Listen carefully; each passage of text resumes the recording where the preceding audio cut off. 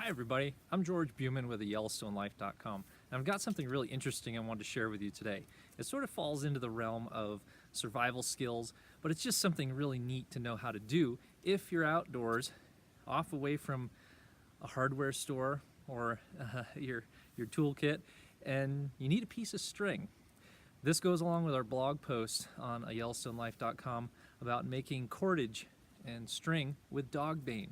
This is a very common weed across all of North America, and we have two species of it here in Yellowstone. The most useful one is Opposonum cannabinum, the common dogbane, or otherwise known as Indian hemp. And it grows along wet areas, in ditches, along roadsides, and it's quite easy to make your own piece of string if you need one out in the bush. So let me start by showing you how it's done. It's really simple. All you have to do is take the stalk and you flatten it out. You squeeze it and knock it flat. Sometimes you need a little smooth round object to kind of squish it against something hard, but you can usually do it with your fingers pretty well. Getting up toward the end here, and I'm just going to break it off. But then what you do is you break it open so that the inside is facing out. And you basically just peel it open in this manner, like so. So the outside skin is all on one side, and the inner pith is all exposed on this side. And all you end up doing is going up a couple inches, and you bend and crack the dogbane. Now you can see the fibers from the hemp being exposed, so you kind of peel them back and then crack and peel the pith off. You just keep going on down the stem this way, okay?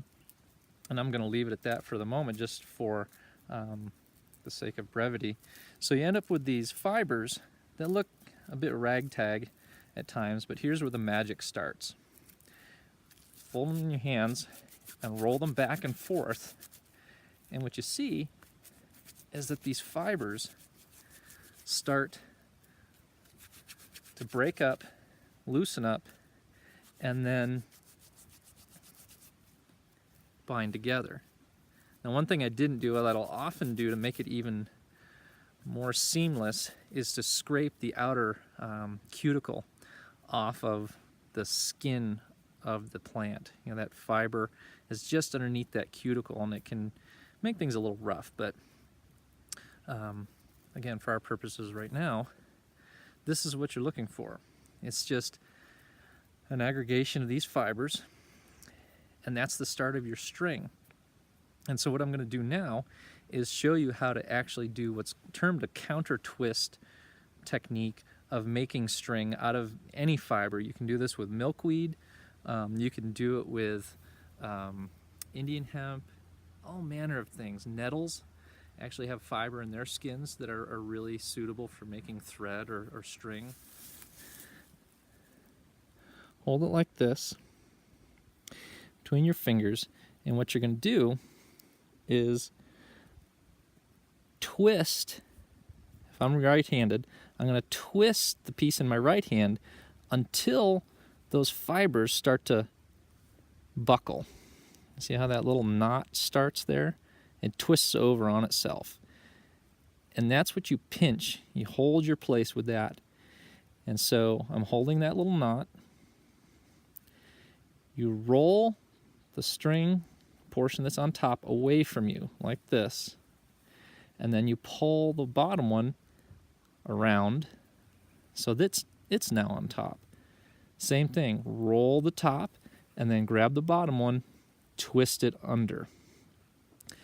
And then as you do that, keep inching along with your left hand to keep those things from unraveling. Twist, roll, and I'm scooching up that left hand just to hold onto that section that's already twisted. Oop. Roll, twist, and then you can see how that's actually working. It's really convenient. And now You can join it with other string.